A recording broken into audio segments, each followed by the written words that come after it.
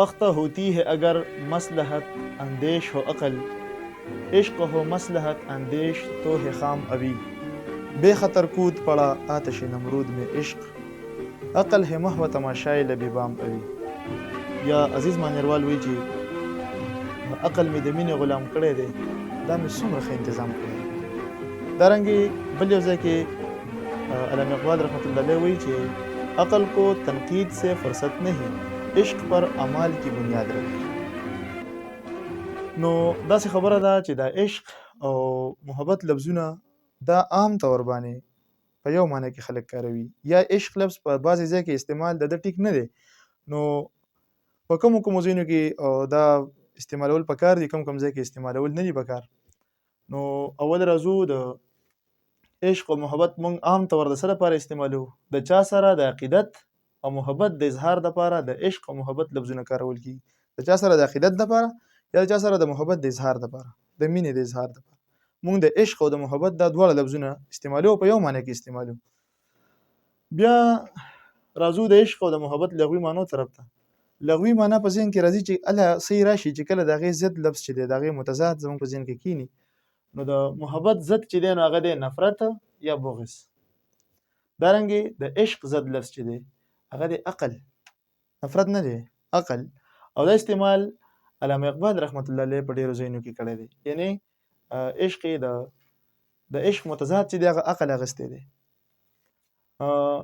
نور لغوي معنی چې دی د عشق نو د محبت انتها دې تم عشق وي. محبت چې انتها ته ورسي یا په محبت کې غلو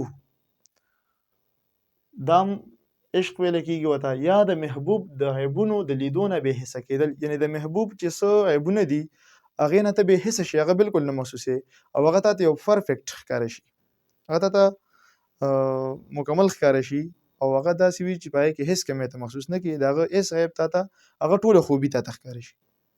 نو دې ته وایي عشق. دا لغوي معنی دي. اوس به راځو مونږه د عشق او د محبت اصطلاحي معنو ته. زما یو ملګری دی د اصطلاحي معنو نه مخکې دا خبره ته کوم، هغه په سعودي عرب کې ډېر زیات وخت تېر کړی دی. هغه وایي زه د یو عربي سره په ګاډي کې ناست وم، نو ما د عاشق رسول یا د عشق رسول او د عشق الهي دا لفظونه ما استعمال کړل. نو غاجي صاحب که هغه ګوري ویډیو نو هغه ته پته ولګي، هغه دا خبره ما ته کوله. نو هغه وی چې ما د عشق الهي دپاره دا لفظ استعمال کو، نو ما ته هغه عربي وی چې ته خو ډېر دغې دا بېادبې ډېر خراب لفظونه ته استعمالوې، مونږ چې ورته څنګه لفظونه ورته ووایو، یعنې دا یو فحش غوندې لفظ دی، لغړ لفظ دی، دا لفظونه مه استعمالوه د دې لپاره، محبت استعمالوه. نو ټول قرآن که وکتلی شي یا احادیث وکتلی شي نو په دې کې د عشق لفظ چې دی نو دا نشته. اگر چې دا عشق عربي لفظ دی، د فارسي او د عربي دواړو دی، خو نه په قرآن کې د ذکر شته او نه په احادیثو کې د ذکر شته، عشق لفظ نشته. تاسو وګورئ دا یو حدیث دی، دا ځینې خلک د ځانه را نقل کوي. البیلاني رحمت الله علیه په سلسله الضعیفه کې وایي چې دا حدیث چې دی نو دا موضوع دی، یعنی دا منګړت دی او دا حدیث نه دی. پیغمبر صلی الله علیه وسلم وایي که ما باندې چا دروغ وویل د ځانه نو دی به په اور کې.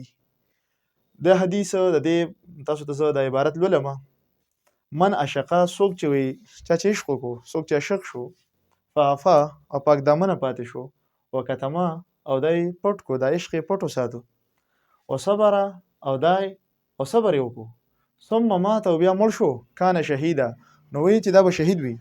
وایي دا د پیغمبر صلی الله علیه وسلم حدیث دی. نو علما وایي چې دا حدیث نه دی، دا چا رضانه خبره کړې ده، د عشق لفظ استعمال شوی. نو اوس راځو د محبت او د عشق اصطلاحي معنو ته.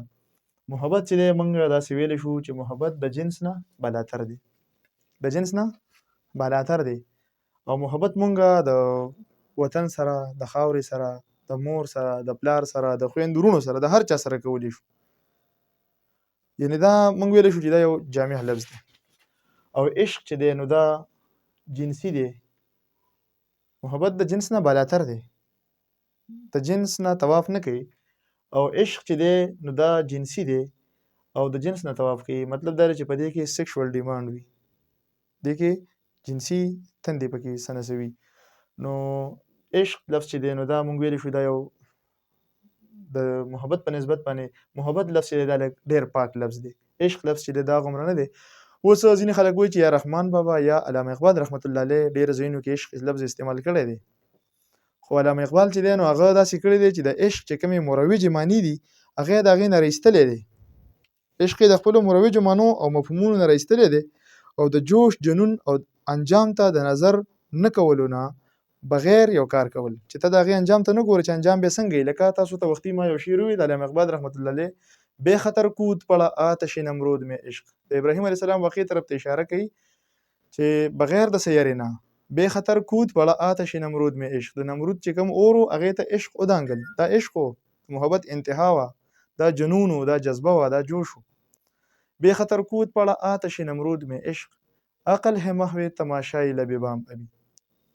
عقل چې دی نو دا وایي د بام په سر ولاړ دی او دا خالص تماشایي دی، صرف تماشه کوي، په هغې کې حیران دی او تماشه کوي. عقل خو دا خبره نه مني چې اور ته ودانګه، ځکه چې عقل چې دی نو دا زیات ماده پرست دی، دا مټیریالیست دی ډېر زیات. عقل دا خبره نه مني چې اور ته ودانګي، خو عشق دا خبره مني چې اور ته ودانګي. نو دلته علامه اقبال رحمت الله علیه دا لفظ د جنون او د جذبې په معنو کې استعمال کړی دی، یا انجام ته نه کتل چې انجام به څنګه وي او کار کول، نو په دغه معنی کې هغه استعمال کړی دی. نو عشق مونږ ووي د عقل چې دی نو دا لالچي دی، دا ورکړه نه مني چې چا سره ښېګړه وکړه، چا له څه ورکړه. عقل دا خبرې نه مني، ځکه چې وایي عقل مسلې د سود و زیان راټولوي. عقل مسلې د سود و زیان راټولوي، څوک به مې رخې رخې ګرېوان راټولوي. نو او عزیز مانیروال وایي چې عقل مې د مینې غلام کړی دی، دا مې څومره ښه انتظام کړی. ګوره عقل مې د مینې غلام کړی دی. عقل چې کله غلام شي نو زه تاسو ته یو خبره کوم، یو ملګري خبره راته کوله نن، وی زما ورور وی چې پردی بچی جاړي نو دماغ دړ کوي، په دماغو درد راولي، او چې خپل بچی جاړي نو وی زړه درد کوي ورسره، لکه په زړه باندې درد راولي. نو مطلب دا دی چې دا مینه چې دا په زړه کې وي. عقل چې دی دا مادي دی، دا ماده پرست دی. نو عقل مې د مینې غلام کړی. عقل تا د زړه غلام کو، عقل د غلام کو.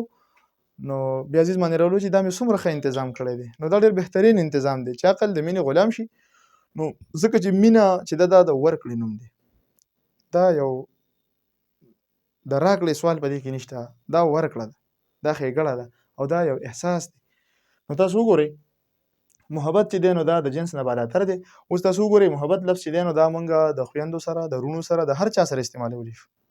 اوس تاسو به څوک هم ونه وینئ هغه وایي چې یاره زما مثال په طور باندې د مور سره عشق دی یا د خور سره ډېر زیات عشق کوم. د هغو دغه ځای کې دا لفظ ډېر نامناسب ښکاري. نو چې ته د خویندو ورونو دپاره نشي استعمالولی، نو ظاهره خبره ده د الله او د هغه د رسول دپاره هم دا لفظ مه استعمالوه، عشق مه استعمالوه، محبت لفظ استعمالوه. په قرآن کې یو ځای کې راغلی دي په سوره یوسف کې غالبا یو لفظ دی داسې دی چې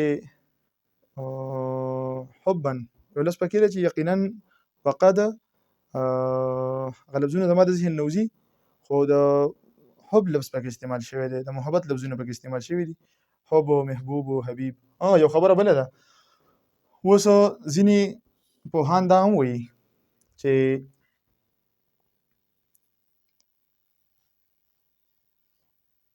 محبوب وي که محب وي او که نه وي. محب یعنی څوک چې د سره محبت کوي، محب. یو محب دی او بل دی محب. دا محب چې دی دا او دا محبوب دا یو څیز دی. محبوب بیا هم محبوب وي که محب وي او که نه وي، که محبت کوونکی وي او که نه محبوب وي. او معشوق د هغه ټیمه پورې معشوق نه وي څو پورې چې دی یو عشق نه یې زیږولی یا نه یې پیدا کړی، نو د هغې پورې نه وي. برخال دا شارټکټ دوه خبرې درته کومه، ډېرو خبرو ته ضرورت نشته. عشق جنسي دی او محبت چې دی دا د جنس نه بالاتر دی. نو دا لفظونه استعمالول د عربو په اصطلاح کې، دلته نه، هلته کې هغوی دا ټیک نه ګڼي، نو د هغوی خبره کوو. او محبت لفظ چې دی دا هر ځای کې استعمالولی شي، د هر چا دپاره دا جایز دی. والسلام.